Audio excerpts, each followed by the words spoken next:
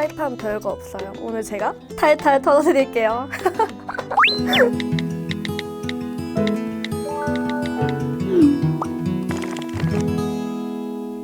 미국령인 북마리아나 제도 사이판 섬 남부에 위치한 곳 사이판.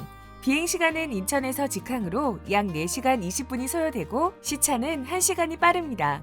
리조트가 잘 조성돼 있어 휴양을 즐기려는 가족들이 많이 찾고 비행시간이 짧아 임산부를 위한 태교 여행으로 안성맞춤인 여행지입니다. 또 세계 3대 다이빙 포인트 중 한 곳이 사이판에 있어 스쿠버 다이빙 등 해양 액티비티를 즐기기에도 좋습니다. 열대성 기후인 사이판은 크게 1월에서 6월 건기, 7월에서 12월 우기로 나뉘는데요. 여행하기 좋은 시기는 1월에서 3월 사이입니다. 기온은 하루 평균 27도로 1년 내내 기온차가 거의 없는 것이 특징입니다. 기본으로 여름옷을 준비하고 햇볕을 피할 긴 옷을 함께 챙기는 게 좋습니다. 야외 활동 시 선크림, 모자, 선글라스 등 자외선 차단 제품은 기본, 물놀이 할 때 필요한 래시가드와 산호초에 발을 보호할 수 있는 아쿠아 슈즈 등을 준비하는 게 좋습니다. 간혹 스콜성 비가 내릴 수 있으니 휴대용 우비나 작은 우산도 함께 챙기세요. 사이판의 전압은 110V, 일명 11자형 콘센트를 사용하기 때문에 별도의 어댑터를 반드시 준비해야 합니다. 사이판은 45일 이내 무비자 여행이 가능합니다. 45일 이상 여행을 계획하는 분들은 ESTA 허가를 반드시 받아야 합니다. 또한 출국일로부터 여권 만료일이 6개월 이상 남았는지, 18세 미만 미성년자 동반 시 입국에 필요한 서류는 잘 챙겼는지 꼭 확인하세요. 현지 유심으로는 ITN-E, 도코모 등이 잘 알려져 있습니다. 여행 계획에 맞춰 사용 날짜, 사용량, 서비스 차이 등을 확인 후 준비하는 게 좋습니다. 사이판은 미국령에 속하기 때문에 미국 달러를 사용하는데요. 1달러에 약 1160원 정도입니다. 주거래 은행을 통해 환전하면 수수료 우대를 받을 수 있고 공항 및 국내에 있는 환전소에서도 쉽게 환전이 가능합니다. 사이판의 물가는 한국과 비슷하거나 비싼 편인데요. 500ml 생수가 1달러, 맥주 한 캔이 2달러 정도. 레스토랑 1인 기준 식사 가격은 점심은 7달러, 저녁은 15달러 정도입니다. 사이판의 경우 미국령이긴 하지만 팁 문화가 필수는 아닙니다. 다만 호텔의 경우는 1에서 2달러의 팁을 주기도 하고 식당의 경우 영수증에 팁이 포함된 경우가 있으니 참고하시기 바랍니다. 사이판은 작은 섬이다 보니 시내버스나 전철 같은 대중교통이 거의 없는 편. 주로 이용할 수 있는 이동수단으로는 택시, 셔틀버스, 렌터카가 있습니다. 택시는 기본 요금이 2.5달러, 택시 잡기가 어렵기 때문에 호텔 프론트에 요청하는 게 좋습니다. 비용 부담이 없는 교통편은 T갤러리아 무료 셔틀버스, T갤러리아를 중심으로 여러 호텔을 돌기 때문에 일정에 맞춰 이용하면 좋습니다. 일정에 여유가 있다면 렌터카를 이용해보세요. 별도의 국제면허증 없이 한국의 운전면허증으로도 렌터카를 대여할 수 있습니다. 대여비는 중소형 기준 하루 약 50달러 정도입니다. 사이판 국제공항에서 시내까지는 택시를 이용하는 게 좋습니다. 공항에서 시내 호텔까지는 15에서 20달러 정도, 호텔이나 현지 업체 픽업 서비스를 미리 신청하는 것도 좋습니다. 사이판에서 물놀이를 할 때 산호나 소라 종류를 채취하는 것은 불법이니 유의해주세요. 또한 모든 도로가 시속 30마일로 제한됩니다. 사이판의 도로는 모래와 산호로 만들어져 일반 도로보다 미끄러워 사고의 위험이 크기 때문입니다. 렌터카로 여행할 예정이라면 꼭 기억하세요. 사이판에선 소고기 성분이 들어간 라면, 소시지 등의 반입을 엄격하게 금지하고 있습니다. 만일 세관에 적발되면 해당 물품 폐기는 물론 벌금까지 물어야 할 수 있으니 주의하세요. 사이판? 이게 궁금해요? 판 까다 드릴게. 안녕하세요. 여행 콘텐츠 제작을 하고 있는 에디터이자 블로거 수블리입니다. 안녕하세요. 자유여행으로 저의 소울메이트와 함께 4박 5일 동안 다녀왔습니다.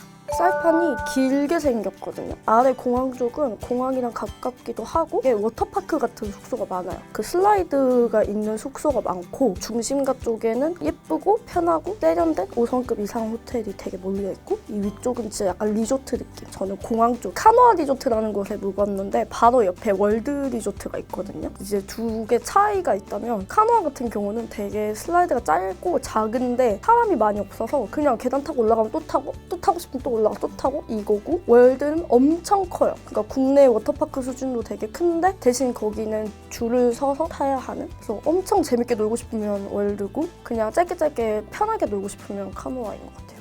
보통은 렌트카를 해야 된다고 다들 많이 말을 하는데 실제로 가면 렌트카를 꼭 이용해야 될 필요는 없고요. 각 호텔마다 셔틀버스가 있어요. 그래서 셔틀버스 시간만 충분히 이용해도 되고, 그리고 현지에 돌아다니려면 어차피 투어 같은 거 신청해야 하는데 사이판의 대부분 투어가 다 픽업 샌딩이 돼요. 그래서 꼭 필수는 아닌 것 같아요. 근데 막 내가 저기 카페 가고 싶어. 근데 렌트 하시는 분들은 차 색깔이 노란색이거나 빨간색이거나 되게 예뻐요. 그래서 가는 길에 봤는데 렌트 하시는 분들 어디 가려고 렌트한 게 아니고 이게 길목에 차를 세우고 그 차 옆에서 사진을 찍기 위해서 렌트를 다들 하시더라고요.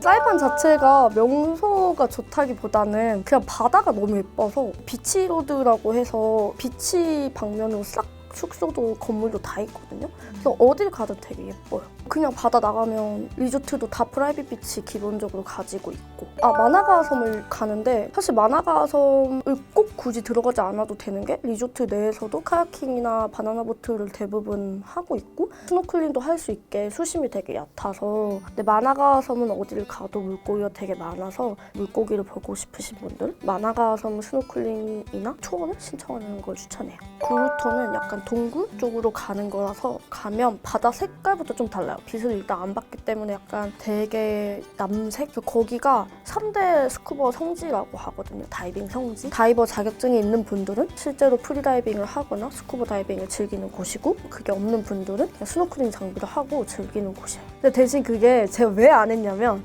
구루토 가려면 언덕이나 돌을 올라야 된대요. 오르고 내리고. 네. 약간 저 같은 경우는 사진 찍는 걸 되게 좋아하고 예쁘다는 곳 여행지도 몇 번 갔다 왔는데 사이판도 똑같이 별이 되게 많이 보이고 예뻐요. 근데 조금 다른 여행지랑 달랐던 건 별을 볼 수 있는 스팟이 많이 없어서 한 곳에 몰아서 사람들이 다 보더라고요. 그래서 업체도 다 한 곳에 모이는데 진짜 거짓말 안 하고 한 200명이 시장통처럼 거기 다 모여있어요. 그래서 막 우글우글 거리는데 별은 잘 보이거든요. 근데 이제 별의 핵심은 그 깜깜하고 어둠 속에서 보는 건데, 이제 사람이 많다 보니까 핸드폰을 켜거나 뭐 후레쉬를 켜서 물건을 찾는 분들도 계시고, 또 여러 업체가 몰리다 보니까 차량이 계속 왔다 갔다 거려서 차량 불빛도 계속 나오고, 순수하게 별을 보고 싶은 분들은 가도 되는데 저처럼 별 사진을 찍거나 엄청 별 감상을 하고 싶은 분들은 그 부분은 약간 포기를 하고 가셔야 될 것 같아요. 북부 투어 자체가 옛날에 사이판이 지배받던 그런 시대를 그대로 그 스토리를 알려주는 역사 투어 같은 느낌이었어요. 자연을 느끼고 그리고 가이드님이 설명해 주시는 걸 들으면서 옛날에 이랬구나 배울 수 있는, 그래서 아이들이랑 가기 좋은 투어 같아요. 마지막 날 같은 경우는 체크아웃하고 시간이 남잖아요. 그래서 마지막 날에 투어를 저는 도는 걸 좀 추천하거든요. 아까 말씀드렸던 북부 투어.